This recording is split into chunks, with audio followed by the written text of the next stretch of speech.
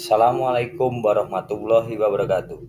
Saya Slamet Rudianto, calon guru penggerak Angkatan 8 dari SDN Bagurejo 3, Kabupaten Jember. Kali ini saya akan melakukan aksi nyata pembelajaran sosial emosional berdasarkan modul ajar yang sudah saya buat sebelumnya. Sebagai seorang pembelajar, tak lupa saya ucapkan terima kasih kepada Ibu Fasilitator saya, Ibu Nurul Mukaromah SPD dari Ponorogo yang sudah setia mendampingi saya mengikuti kegiatan ini. Dan juga tak lupa kepada Bapak Holid Jamburi SPD selaku pengajar praktek yang sudah mendorong saya dan memotivasi saya untuk selalu aktif mengikuti kegiatan dengan berbagai kesibukan yang saya alami selama ini. Pembelajaran sosial emosional merupakan pembelajaran yang dilakukan secara kolaboratif oleh seluruh komunitas sekolah, sehingga memungkinkan anak dan orang dewasa dapat memperoleh dan menerapkan pengetahuan, keterampilan, dan sikap positif mengenai aspek sosial dan emosional, sehingga mampu memahami, menghayati, mengelola emosi, mencapai tujuan positif, menunjukkan empati, membangun hubungan positif, serta pengambilan keputusan yang bertanggung jawab. Kegiatan membagikan pemahaman tentang implementasi pembelajaran sosial dan emosional dengan 4 indikator, yaitu pengajaran eksplisit, integrasi dalam praktek mengajar guru dan kurikulum akademik, penciptaan iklim kelas dan sekolah, serta penguatan kompetensi sosial emosional pendidik dan tenaga kependidikan di sekolah, serta bagaimana cara merefleksikannya. Dengan cara merefleksikannya, saya dengan persetujuan kepala sekolah melakukan melalui 2 tahap. Yang pertama yaitu membagikan pemahaman tentang implementasi pembelajaran sosial emosional kepada teman sejawat melalui IHT dan berbagi praktek baik.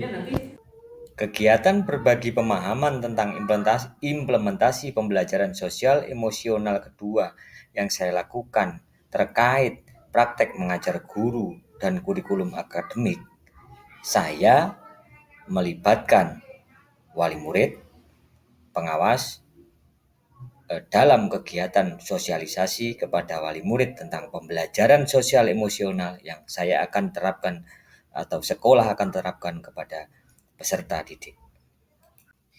Setelah saya membagikan pemahaman tentang implementasi pembelajaran sosial emosional kepada rekan sejawat melalui IHT dan berbagi praktek baik atas persetujuan dari kepala sekolah serta kegiatan sosialisasi penerapan pembelajaran sosial emosional terkait praktek mengajar guru dan kurikulum kepada wali murid yang melibatkan pengawas, saya akan merefleksikan pengalaman tersebut dengan menggunakan kerangka 4P. P yang pertama adalah peristiwa. Kegiatan berbagi implementasi pembelajaran sosial dan emosional dengan 4 indikator, yaitu pengajaran eksplisit, integrasi dalam praktek mengajar guru dan kurikulum akademik, penciptaan iklim kelas dan sekolah, dan penguatan kompetensi sosial dan emosional pendidikan terhadap pendidik dan tenaga pendidikan di sekolah. Saya lakukan dengan mengadakan kegiatan IHT. Dalam kegiatan ini tampak bahwa rekan sejawat saya tampak antusias dalam mengikuti kegiatan ini karena menurut mereka termasuk hal baru. Akan tetapi setelah masuk sesi mereka sadar bahwa praktek penerapan PSE atau pembelajaran sosial emosional dengan kompetensi sosial emosionalnya sudah diterapkan secara tak langsung di kelas mereka.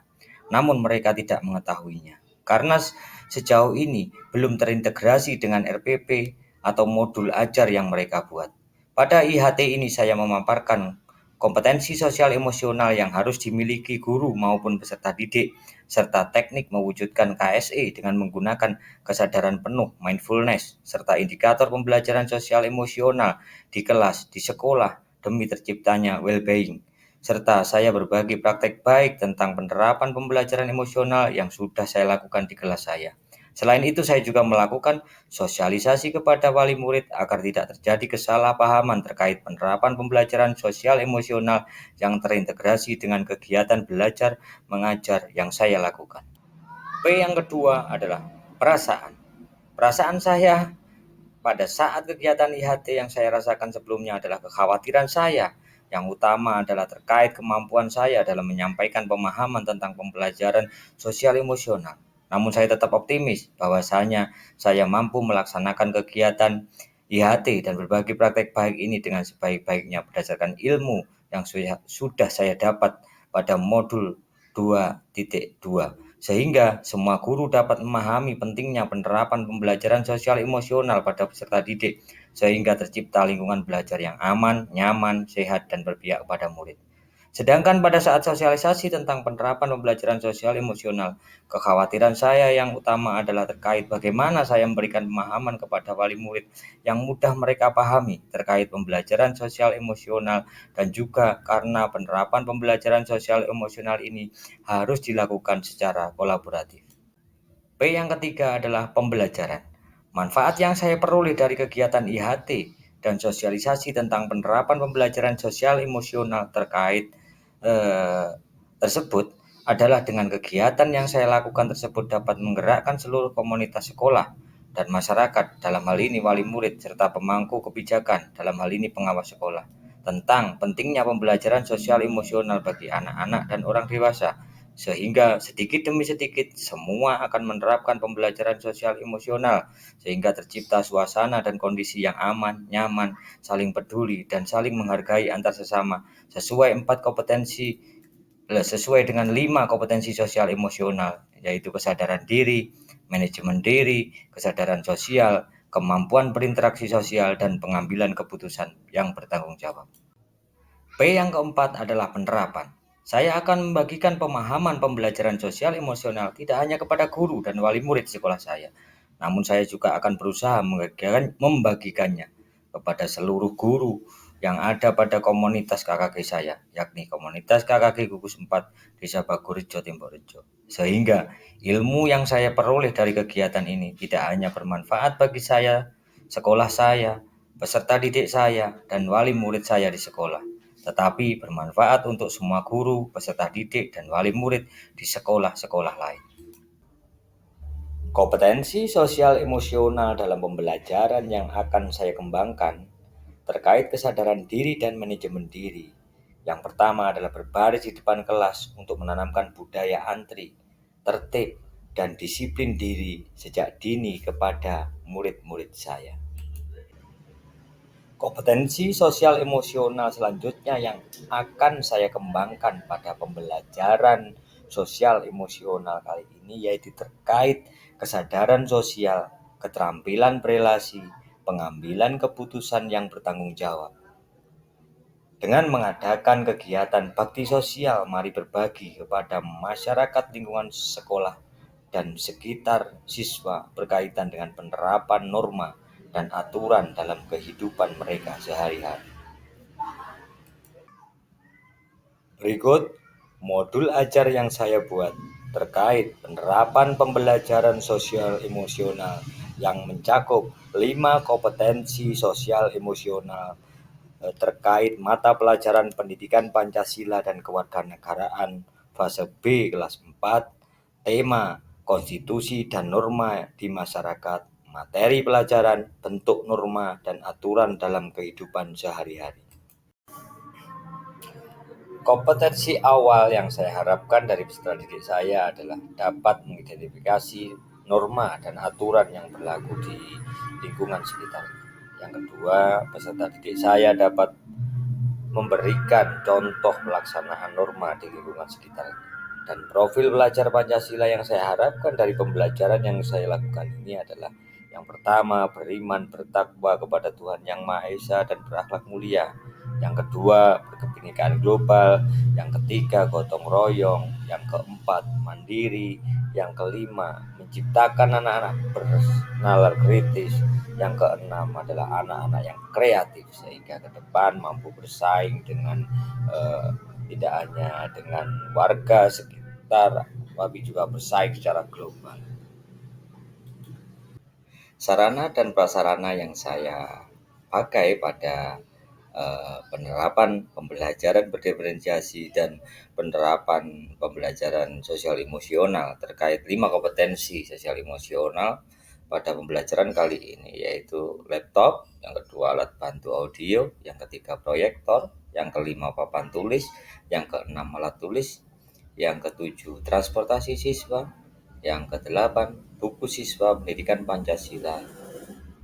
Sedangkan media pembelajaran yang pertama yaitu konten video berkaitan dengan norma dan kehidupan masyarakat yang dikirim siswa melalui WhatsApp Group sesuai dengan kesepakatan pada pertemuan sebelumnya. Yang kedua, foto keluarga yang kurang mampu di sekitar siswa. Ini juga termasuk hasil kiriman siswa melalui WhatsApp Group. Yang ketiga adalah cerita-cerita legenda di lingkungan masyarakat yang mencerminkan pelaksanaan norma dalam kehidupan sehari-hari. Dan juga fabel tentang perilaku yang mencerminkan kepatuhan terhadap norma yang berlaku. Target saya kepada peserta didik, saya berharap peserta didik reguler dengan tipikal umum, tidak ada kesulitan dalam mencermati dan memahami materi ajar. Yang kedua, peserta didik saya dengan pencapaian tertinggi dapat mencerna, dapat memahami dengan cepat, serta mampu mencapai keterampilan berpikir tinggi dan memiliki keterampilan memimpin. Model pembelajaran yang saya lakukan adalah model pembelajaran tatap muka. Tujuan kegiatan pembelajaran kali ini yang pertama yang saya harapkan adalah peserta didik dapat mengklarifikasikan norma dan aturan yang berlaku di lingkungan sekitarnya. Yang kedua, peserta didik dapat memberikan contoh pelaksanaan norma di lingkungan sekitarnya yang berhubungan dengan pembelajaran kompetensi sosial emosional. Sedangkan pemahaman bermakna dari pembelajaran yang saya lakukan yang berhubungan dengan penerapan pembelajaran sosial emosional, peserta didik mampu untuk memahami materi tentang arti dan macam-macam norma. Pada pembelajaran kali ini, saya tentunya tetap memiliki pertanyaan pemantik untuk menggali potensi siswa. Yang pertama adalah apa akibat yang terjadi jika pelanggaran terhadap norma bagi masyarakat. Yang kedua, mengapa norma diberlakukan dalam masyarakat. Yang ketiga, apa yang terjadi jika manusia melanggar norma. Yang keempat, bagaimana fungsi norma dalam kehidupan sehari-hari. Kegiatan pembelajaran saya awali dengan pendahuluan. Itu sebelum peserta didik masuki kelas, peserta didik berbaris di depan kelas secara rapi, dipimpin oleh ketua kelas, dan secara bergiliran bersalaman kepada guru sambil menunjukkan ekspresi wajah sesuai dengan kondisi perasaan hari ini di hadapan guru. Langkah ini saya lakukan sesuai dengan kesepakatan yang sudah saya buat di awal tahun ajaran antara saya sebagai guru dengan siswa. Sehingga saat KBM nanti saya bisa memberikan perlakuan yang berbeda kepada anak-anak terkait kondisi yang sekarang sedang dirasakan oleh peserta didik saya. Yang kedua, saya memberikan salam dan memberikan kesempatan kepada salah satu siswa untuk memimpin doa sesuai dengan agama dan kepercayaan masing-masing sebelum pembelajaran saya lakukan. Yang ketiga, untuk membangkitkan semangat nasionalisme peserta didik, saya mengajak peserta didik berdiri untuk menyanyikan lagu Indonesia Raya. Selanjutnya, mengajak peserta didik untuk mengingat kembali pembelajaran pada pertemuan sebelumnya. Yang kelima, untuk mengawali pembelajaran secara klasikal, saya menyampaikan menyampaikan materi dan tujuan pembelajaran pada pertemuan ini. Kemudian mengutarakan pertanyaan-pertanyaan pemantik, pertanyaan singkat yang berkaitan dengan makna dan macam-macam norma untuk mengetahui pemahaman awal peserta didik saya. Yang keenam, saya menjelaskan kegiatan yang akan dilakukan serta mempersiapkan media pembelajaran yang akan digunakan dalam pembelajaran bersama peserta didik saya. Pada kegiatan inti pembelajaran yang saya lakukan, saya menampilkan video dan foto kiriman siswa dari WhatsApp Group yang berkaitan dengan penerapan norma di kehidupan sehari-hari. Saya secara demokratis memberikan kebebasan kepada peserta didik untuk mengemukakan komentar dan pendapat terkait video dan foto kiriman siswa yang sudah ditampilkan oleh guru, serta memberikan pemaknaan sebagai perilaku sesuai norma dalam kehidupan peserta didik saya sebagai bentuk sikap beriman dan bertakwa kepada Tuhan Yang Maha Esa. Langkah yang ketiga, saya memberikan klarifikasi atas seluruh pendapat yang disampaikan oleh peserta didik, serta memberikan penekanan bahwa hal yang patut diteladani adalah sikap maupun perilaku sesuai dengan norma dan aturan yang berlaku dalam kehidupan sehari-hari. Langkah yang keempat, saya membimbing peserta didik untuk melakukan kegiatan berbagi kepada warga sekitar sebagai bentuk penerapan norma dan aturan yang berlaku di masyarakat, serta mengarahkan agar peserta didik dapat menerapkan norma agama, norma kesusilaan, norma kesopanan, dan yang berlaku pada saat kegiatan berbagi pada warga sekitar yang kurang mampu. Selanjutnya, membimbing setiap peserta didik untuk bersyukur dan menaati seluruh aturan dan menjauhi larangan-larangan yang ada dalam kehidupan sehari-hari. Pada kegiatan penutup, saya mengapresiasi seluruh kegiatan siswa yang sudah mencerminkan penerapan norma dan aturan yang berlaku di masyarakat. Yang kedua, saya bersama peserta didik melakukan refleksi pembelajaran mengenai materi pembelajaran pada pertemuan yang sekarang kita alami. Yang ketiga, saya memberikan kesempatan kepada peserta didik untuk menyampaikan kesimpulan yang didapat dari proses pembelajaran penerapan norma dalam kehidupan sehari-hari. Yang keempat, saya menutup pembelajaran dengan secara bergantian memberikan kesempatan kepada peserta didik untuk memimpin berdoa bersama setelah pembelajaran selesai saya lakukan. Pada kegiatan refleksi pembelajaran yang saya lakukan, berdasarkan pembelajaran yang telah saya lakukan mulai dari selama mempersiapkan, melaksanakan, hingga mengevaluasi kegiatan yang saya lakukan selama 2 kali pertemuan. Refleksi ini saya lakukan untuk mengetahui kekurangan dan kelebihan dari kegiatan pembelajaran satu yang kemudian dijadikan sebagai bahan evaluasi untuk pembelajaran selanjutnya.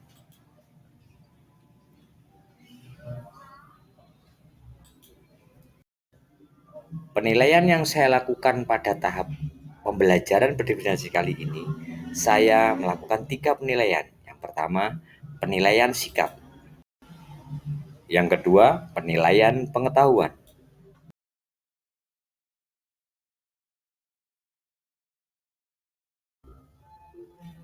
Yang ketiga, penilaian keterampilan.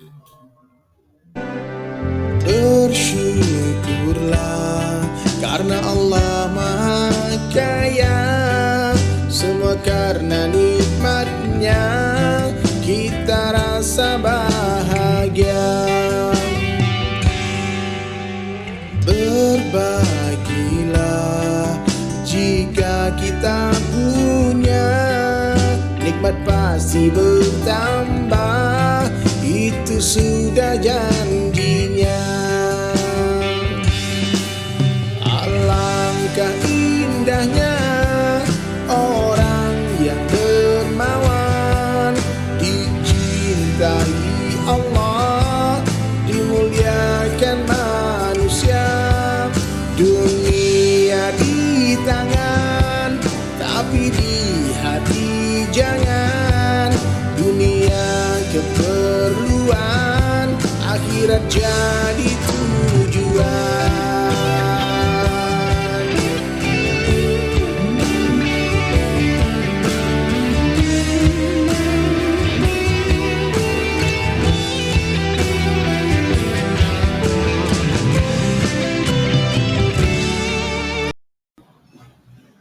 Terima kasih. Salam guru penggerak. Tergerak, bergerak, dan menggerakkan.